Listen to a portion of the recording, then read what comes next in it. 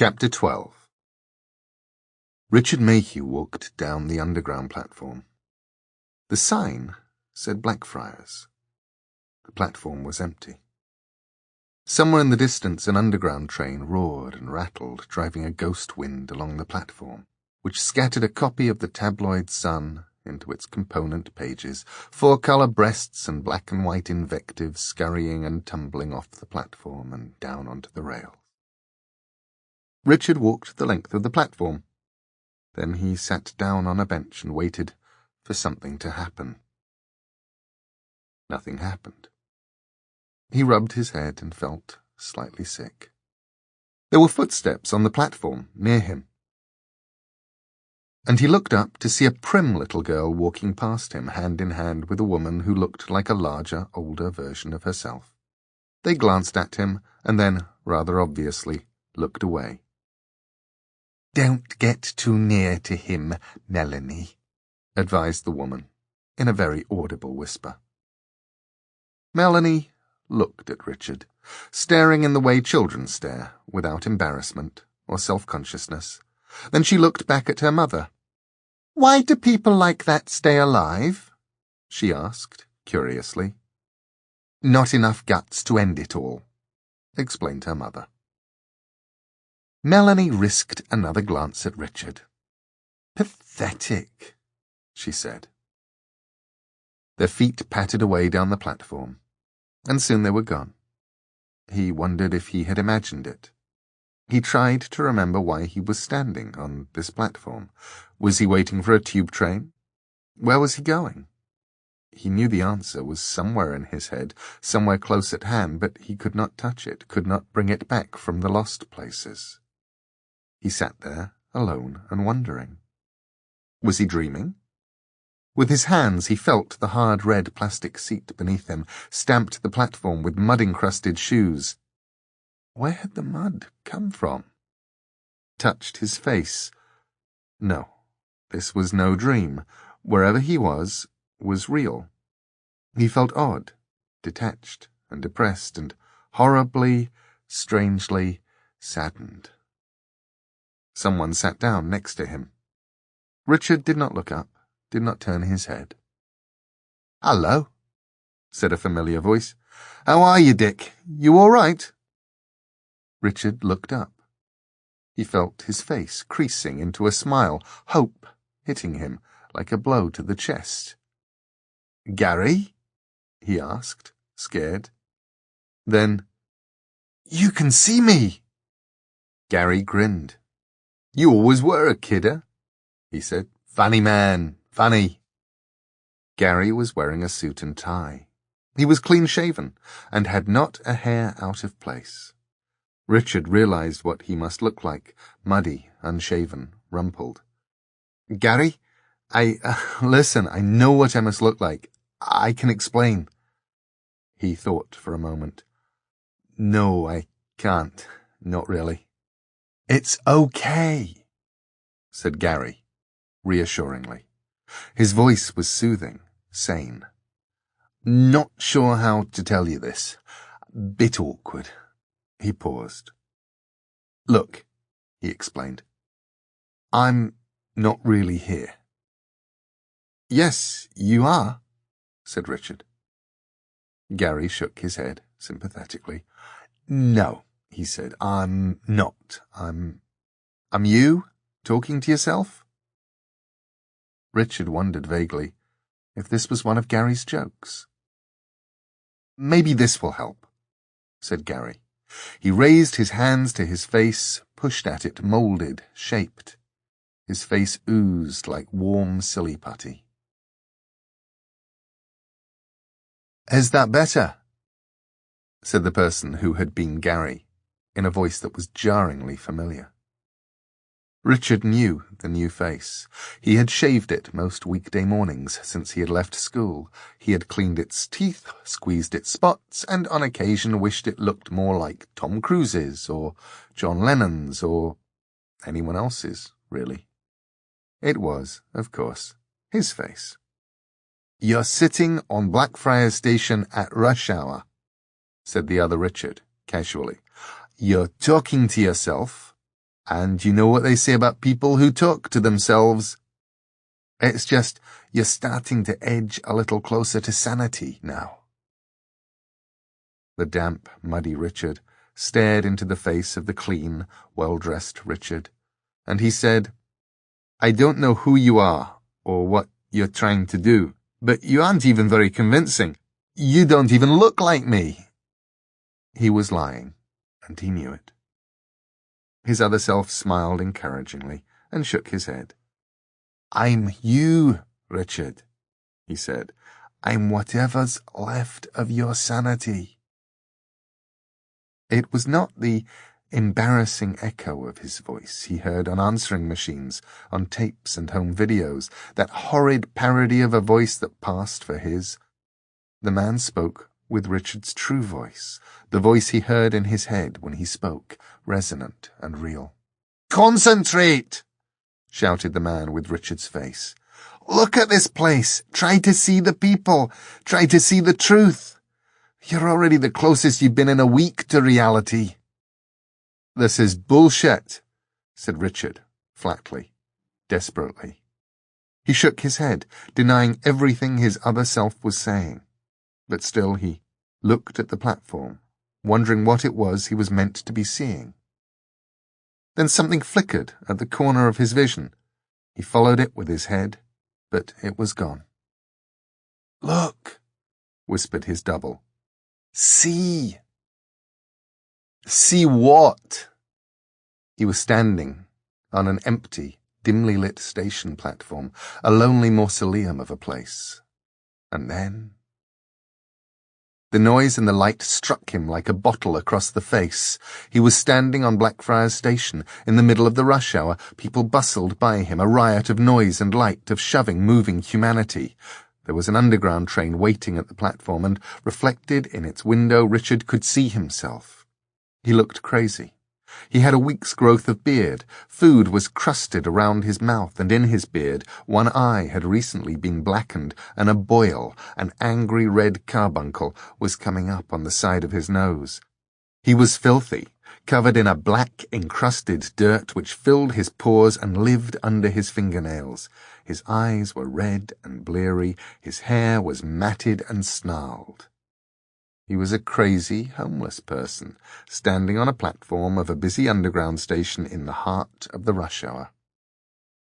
Richard buried his face deep in his hands.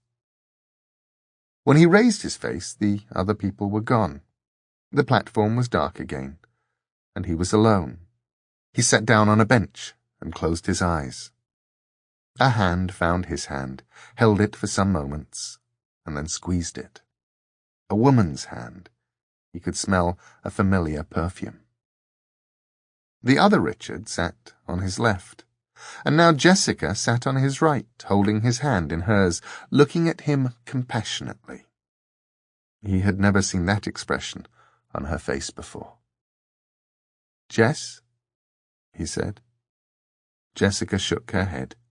She let go of his hand. "I'm afraid not," she said. "I'm still you. But you have to listen, darling. You're the closest to reality you've been." "You people keep saying the closest to reality, the closest to sanity. I don't know what you—" He paused. Something came back to him then. He looked at the other version of himself, at the woman he had loved. "Is this part of the ordeal?" he demanded. "Ordeal?" asked Jessica. She exchanged a concerned glance with the other Richard who wasn't him. "Yes, ordeal, with the Black Friars who live under London," Richard said. As he said it, it became more real. "There's a key I have to get for this angel called Islington.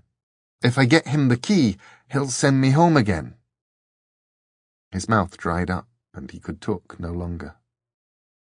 "Listen to yourself," said the other Richard gently. "Can't you tell how ridiculous all this sounds?"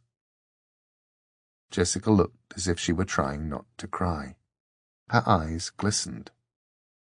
"You're not going through an ordeal, Richard. You You had some kind of nervous breakdown. A couple of weeks ago. I think you just cracked up. I broke off our engagement. You'd been acting so strangely. It was like you were a different person. I couldn't cope. Then you vanished." The tears began to run down her cheeks, and she stopped talking to blow her nose on a tissue. The other Richard began to speak. "I wandered, alone and crazy, through the streets of London, sleeping under bridges, eating food from bins and skips, shivering and lost and alone, muttering to myself, talking to people who weren't there." "I'm so sorry, Richard," said Jessica. She was crying now, her face contorted and unattractive. Her mascara was beginning to run, and her nose was red. He had never seen her hurting before, and he realized how much he wanted to take her pain away. Richard reached out for her, to try to hold her, to comfort and reassure her, but the world slid and twisted and changed. Someone stumbled into him, cursed, and walked away. Richard was lying prone on the platform in the rush-hour glare. The side of his face was sticky and cold. He pulled his head up off the ground. He had been lying in a pool of his own vomit. At least he hoped it was his own. Passers-by stared at him with revulsion, or, after one flick of the eyes, did not look at him again. He wiped at his face with his hands and tried to get up, but could no longer remember how. Richard began to whimper. He shut his eyes tightly, and he kept them shut. When he opened them, 30 seconds or an hour or a day later, the platform was in semi-darkness. He climbed to his feet. There was nobody there. "Hello?" he called. "Help me. Please?" Gary was sitting on the bench, watching him. "What, you still need someone to tell you what to do?" Gary got up and walked over to where Richard was standing. "Richard," he said urgently, "I'm you. The only advice I can give you is what you're telling yourself. Only, maybe you're too scared to listen." "You aren't me," said Richard, but he no longer believed it. "Touch me," said Gary. Richard reached a hand out. His hand pushed into Gary's face, squashing and distorting it as if it were pushing into warm bubble gum. Richard felt nothing in the air around his hand. He pulled his fingers out of Gary's face. "See?" said Gary. "I'm not here. All there is you, walking up and down the platform, talking to yourself, trying to get up the courage to—" Richard had not meant to say anything, but his mouth moved and he heard his voice saying, "Trying to get up the courage to do what?" A deep voice came over the loudspeaker and echoed, distorted, down the platform. "London Transport would like to apologise for the delay. This is due to an incident at Blackfriars Station." "To do that," said Gary, inclining his head. "Become an incident at Blackfriars Station. To end it all. Your life's a joyless, loveless, empty sham. You've got no friends." "I've got you," whispered Richard. Gary appraised Richard with frank eyes. "I think you're an arsehole," he said, honestly.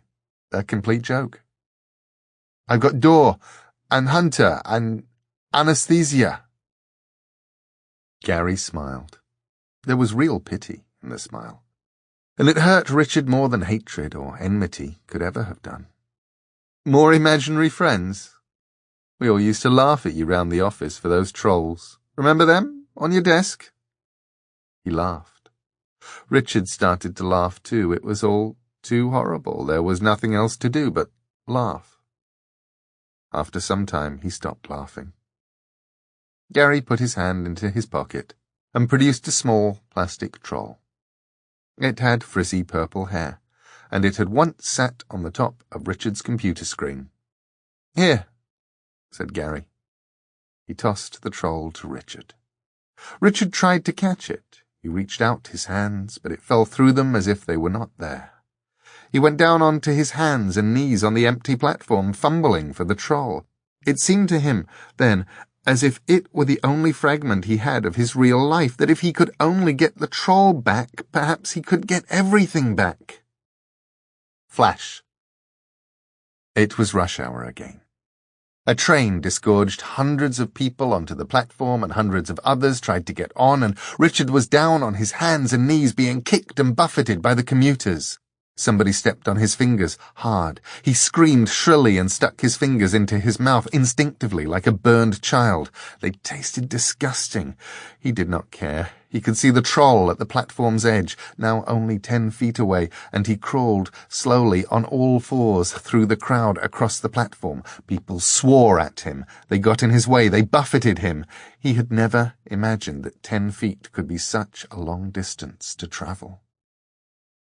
Richard heard a high-pitched voice giggling as he crawled, and he wondered who it could belong to.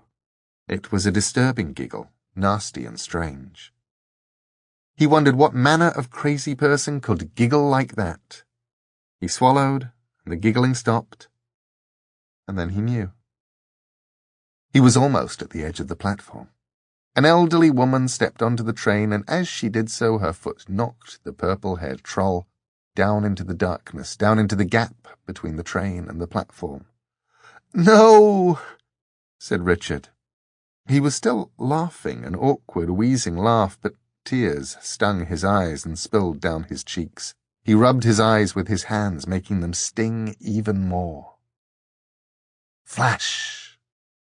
The platform was deserted and dark again. He climbed to his feet and walked unsteadily the last few feet to the edge of the platform. He could see it down there, down on the tracks by the third rail, a small splash of purple, his troll. He looked ahead of him. There were enormous posters stuck to the wall on the other side of the tracks. The posters advertised credit cards and sports shoes and holidays in Cyprus. As he looked, the words on the posters twisted and mutated. New messages. "End it all," was one of them. "Put yourself out of your misery." "Be a man. Do yourself in." "Have a fatal accident today." He nodded. He was talking to himself. The posters did not really say that. Yes, he was talking to himself, and it was time that he listened. He could hear the rattling of a train not far away, coming towards the station. Richard clenched his teeth and swayed back and forth as if he were still being buffeted by commuters, although he was alone on the platform. The train was coming towards him, its headlights shining out from the tunnel like the eyes of a monstrous dragon in a childhood nightmare. And he understood then just how little effort it would take to make the pain stop, to take all the pain he ever had had, all the pain he ever would have, and make it all go away forever and ever. He pushed his hands deep into his pockets and took a deep breath. It would be so easy. A moment of pain, and then it would all be over and done. There was something in his pocket. He felt it with his fingers, something smooth and hard and roughly spherical. He pulled it out of his pocket and examined it. A quartz bead. He remembered picking it up then. He had been on the far side of Knightsbridge. The bead had been part of Anastasia's necklace. And from somewhere in his head or out of it, he thought he heard the rat girl say, "Richard, hold on." He did not know if there was anyone helping him at that moment. He suspected that he was, truly, talking to himself, that this was the real him speaking, and he was, finally, listening. He nodded. and put the bead back into his pocket, and he stood on the platform and waited for the train to come in. It arrived at the platform, slowed, came to a full stop. The train doors hissed open. The carriage was filled with every manner and kind of people, all of whom were, unmistakably, quite dead. There were fresh corpses, with ragged cuts in their throats or bullet holes in their temples. There were old, desiccated bodies. There were strap-hanging cadavers covered with cobwebs, and messy, cancerous things lolling in their seats. Each corpse seemed, as much as one could tell, to have died by its own hand. Some were male, and some were female. Richard thought he had seen some of those faces pinned to a long wall, but he could no longer remember where he had seen them, could not remember when. The carriage smelled like a morgue might do at the end of a long, hot summer during the course of which the refrigeration equipment had failed for good. Richard had no idea who he was anymore. No idea what was or what was not true, nor whether he was brave or cowardly, mad or sane. But he knew the next thing he had to do. He stepped onto the train, and all the lights went out. The bolts were drawn back. 2 loud bangs echoed through the room. The door to the tiny shrine was pushed open, letting in lamplight from the hall outside. It was a small room with a high arched ceiling. A silver key hung from a thread attached to the highest point of the ceiling. The wind caused by the opening of the door made the key swing back and forth and then spin slowly, first one way and then the other. The abbot held Brother Philiginus's arm, and the 2 men walked into the shrine side by side. Then the abbot let go of the brother's arm and said, "Take the body, Brother Philiginus." But Father." "What is it?" Brother Philiginus went down on one knee. The abbot could hear fingers against cloth and skin. "He's not dead." The abbot sighed. It was an evil thing to think, he knew, but he honestly felt it was so much kinder if they died outright. This was so much worse. "One of those, eh?" he said. "Ah, well, we will look after the poor creature until it passes on to its ultimate reward. Lead it to the infirmary." And a weak voice said, quietly, but firmly, "I am not a poor creature." The abbot heard someone stand up, heard Brother Philiginus's sharp intake of breath. I think I got through it," said Richard Mayhew's voice, suddenly uncertain, "unless this is more of the ordeal." "No, my son," said the abbot. There was something in his voice that might have been awe, and might have been regret. There was silence.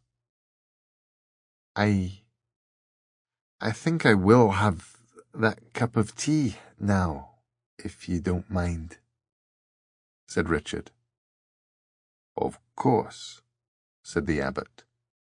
"This way." Richard stared at the old man. The glaucous eyes gazed out at nothing at all. He seemed pleased that Richard was alive, but— "Excuse me, sir," said Brother Philiginus respectfully to Richard, breaking his train of thought.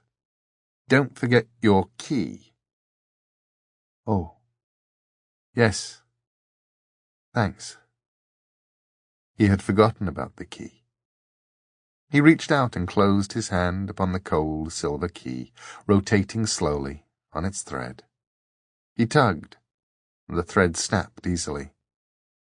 Richard opened his hand, and the key stared up at him from his palm. "By my crooked teeth," asked Richard, remembering, "who am I?" He put it in his pocket, next to the small quartz bead, and together they left that place. The fog had begun to thin. Hunter was pleased. She was confident now that, should it become necessary, she could get the lady door away from the friars entirely unharmed, and get herself away with only minor flesh wounds. There was a flurry of movement on the far side of the bridge. "Something's happening," said Hunter to Dor under her breath. "Get ready to make a run for it." The friars drew back. Richard Mayhew, the upworlder, came towards them through the fog, walking beside the abbot. Richard looked different, somehow. Hunter scrutinized him, trying to work out what had changed. His center of balance had moved lower, become more centered. No, it was more than that. He looked less boyish. He looked as if he had begun to grow up. "Still alive, then?" said Hunter. He nodded, put his hand into his pocket and pulled out a silver key. He tossed it to Dor, who caught it, then flung herself at him, wrapping her arms around him, squeezing him as tightly as she could. Then Dor let go of Richard and ran to the abbot. "I can't tell you how much this means to us," she said to him. He smiled, weakly but graciously. "May the temple and the arch be with you all on your journey through the underside," he said. Dor curtsied, and then, clutching the key tightly in her hand, she went back to Richard and to Hunter. The three travellers walked down the bridge and away. The friars stood on the bridge until they were out of sight, lost in the old fog of the world beneath the world. "We have lost the key," said the abbot to himself, as much as to any of them. "God help us all."